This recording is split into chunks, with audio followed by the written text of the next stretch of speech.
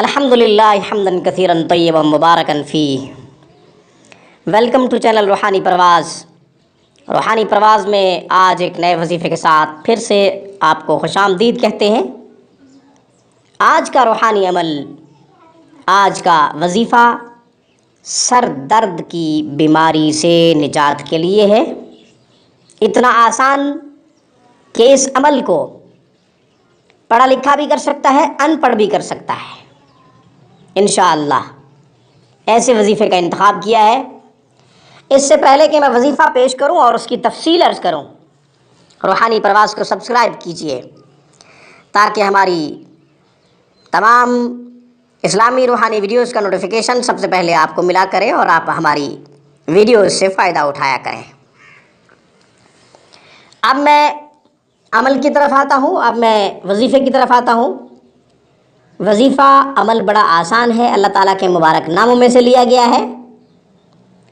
جس کو سر میں درد ہوتا ہو اور سر درد کی وجہ سے پریشان ہوتا ہو،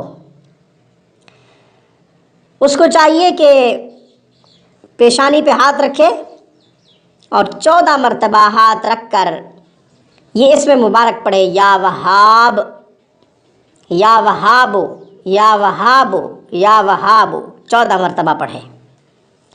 انشاءاللہ سر کا درد جاتا رہے گا۔